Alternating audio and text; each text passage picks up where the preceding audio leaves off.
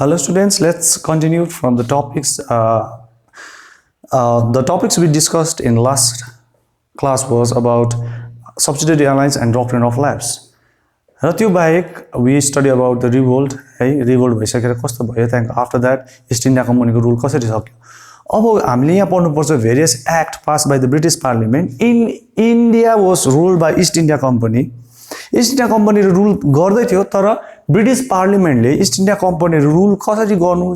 त्यो चेक गर्नुको लागि गाइड गर्नुको लागि चाहिँ उनीहरूले चाहिँ एक्ट पास गर्यो ल बनायो कि तिमीहरू यो पाराले रुल गर्नु भनेर है ईस्ट इन्डिया कम्पनीले जब इन्डियालाई रुल गर्दै थियो तिनीहरूको क्यापिटल चाहिँ कहाँ थियो भन्दा Calcutta was the capital of east India company अथवा इन्डियाको क्यापिटल त्यति बेला को थियो कलकत्ता कुन चाहिँ जग्गा थियो कलकत्ता थियो अब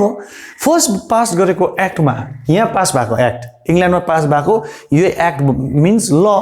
कानुन है त्यही कानुन अनुसार चाहिँ यता ईस्ट इन्डिया कम्पनी के गर्नुपर्छ चल्नु पर्छ अब फर्स्ट पास भएको एक्ट हो 1773 regulating act then after 1784 Pitt's India act भन्छ 1793 charter act 1813 charter act 1833 charter act 1853 charter act र 1858 यहाँदेखिको उता चाहिँ ईस्ट इन्डिया कम्पनीको रुल तुरेको अब 1 to हेर्यो भने 7 वटा तिमीहरूले एक्ट मात्रै याद मात्रै गर्नुपर्छ इच एन्ड एभ्री एक्टले चाहिँ भेरियस थिङ्स इम्पोज गरेको छ इन्डियामा इन्ट्रोड्युस गरेको छ फर्स्ट हेरौँ हामी रेगुलेटिङ एक्ट 1773 मा पास भएको रेगुलेटिङ एक्ट भनिन्छ यो एक्टले के भन्यो भन्दाखेरि चाहिँ यो जुन चाहिँ बेङ्गाल छ बेङ्गालको ईस्ट इन्डिया कम्पनीको लिडरलाई चाहिँ अघिसम्म चाहिँ गभर्नर अफ बेङ्गाल मात्रै भनेर भनिन्थ्यो तर अबदेखिको उता चाहिँ यहाँको ईस्ट इन्डिया कम्पनीको जो हेड छ उसलाई भन्छ गभर्नर जेनरल अफ बेङ्गाल भनेर र फर्स्ट मान्छे को थियो वारेन हेस्टिङ्स भन्ने चाहिँ यहाँको first governor general of Bengal बन्यो र यो एक्टले भन्यो अर्को चिज के भनेको छ भन्दाखेरि कलकत्तामा चाहिँ हाइकोर्ट बनिन्छ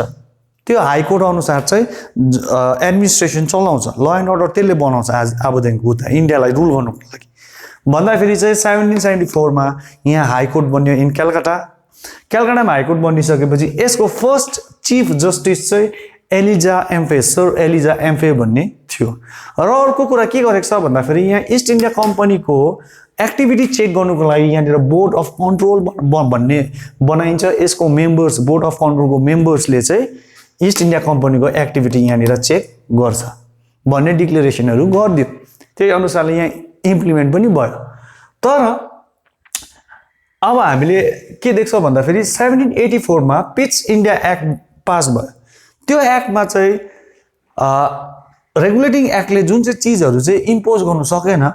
रेगुलेटिङ एक्टमा जुन चिजहरू चाहिँ अलिकति इन्करेक्ट थियो त्यसलाई चाहिँ करेक्सन गर्ने काम चाहिँ कसले गरेको छ पिच इन्डिया एक्टले गरेको छ र अर्को छ 1793 मा पास भएको charter act it is very much important act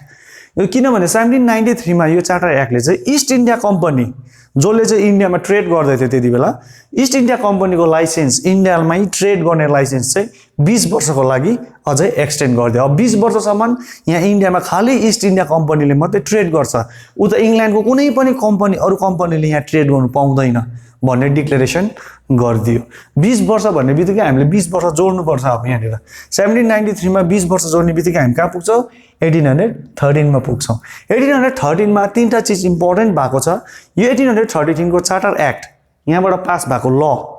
यसले के भन्दैछ भन्दाखेरि फर्स्ट ईस्ट इन्डिया कम्पनीको 20 वर्षको लाइसेन्स तुरिसक्यो अबदेखिको यता चाहिँ ईस्ट इन्डिया कम्पनीले मात्र होइन यहाँनिर इङ्ल्यान्डको जुनै पनि अरू कम्पनी छ जुनै पनि कम्पनीले इन्डियासँग ट्रेड गर्नु सक्छ बिजनेस गर्नु सक्छ अब Indian market was open for every company of इङ्ल्यान्डमा भएको जति पनि कम्पनी छ they can have trade business with India now Indian market open भयो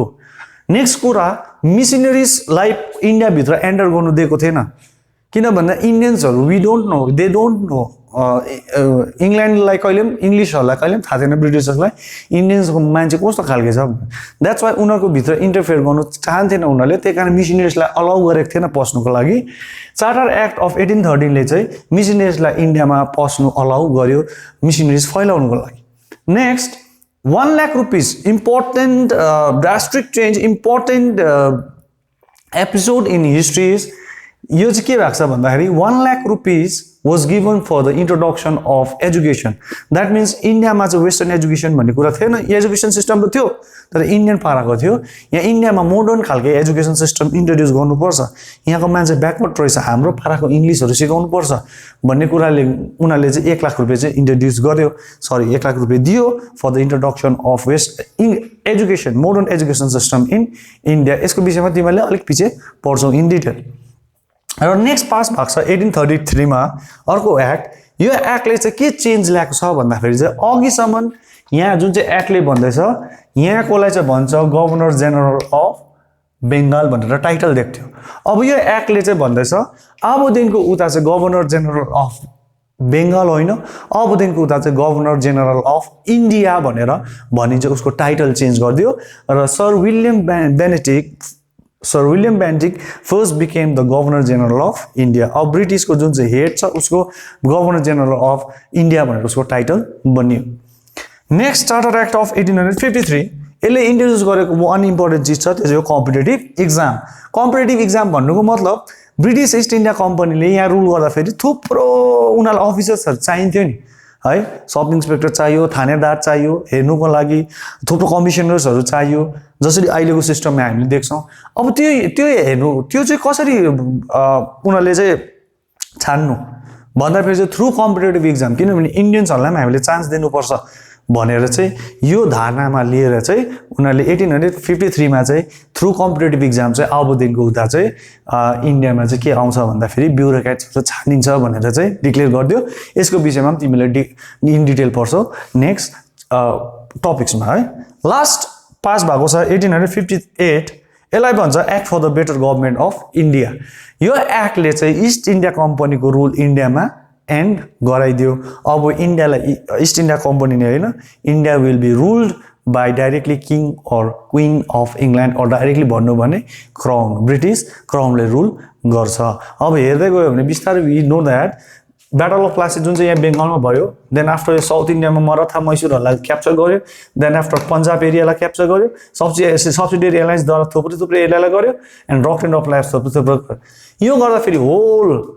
part of India was now under the rule of East India company. यो रुलको प्रोसेसमा चाहिँ यता इङ्ल्यान्डबाट इस्ट इन्डिया कम्पनीको एक्टिभिटी चेक गर्नुको लागि चाहिँ ब्रिटिस पार्लिमेन्टले इङ्ल्यान्डमा उनीहरूको पार्लिमेन्टले पास गरेको चाहिँ यो एक्टहरू हो। Try to remember each and every act, date र नाम तिमीले याद गर्नु, र हरेक एक्टको फिचर्स के छ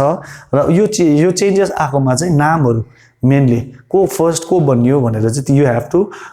किप इन यर माइन्ड। यहाँनिर दुईवटा एक्ट चाहिँ इम्पोर्टेन्ट तिमीले याद गर्नुपर्ने, एउटा एक्ट चाहिँ हो त्यो चाहिँ एक्ट हो दिस चार्टर एक्ट अफ 1813, किन भन्दाखेरि 1 lakh rupees was given for introduction of education, another missionaries were allowed to enter India, another was monopoly trade of East India company was abolished, ended of East India कम्पनीको यहाँ जुन चाहिँ trade चल्दै थियो त्यसलाई and गरिदिएको छ। अब यति एक्ट चाहिँ तिमीले याद गर्नुपर्ने चिज हुन्छ। आजको लागि यति नै, थ्याङ्क यू। नेक्स्ट क्लासमा हामीले पढ्नेछौँ about bureaucrats, police system, army system, then after little bit of western education introduction, Anglo controversy, and about little bit of history of China. त्यो सकेपछि यो च्याप्टर पनि तिमीको कम्प्लिट हुन्छ। च्याप्टरको मेनली चाहिँ तिमीले कन्सेप्ट याद गर्नु, यो च्याप्टरमा चाहिँ हामीले के स्टडी गर्दैछ, के को विषयमा स्टडी गर्दैछ। We are only studying about the 100 years history of India, modern Indian history, जो चाहिँ स्टार्ट भएको छ right from battle of Plassey end भयो इन रिभोल्ट अफ 1857। यति कुरा मात्रै तिमीले याद गर्नुपर्ने छ in this chapter. Thank you, stay home and stay safe.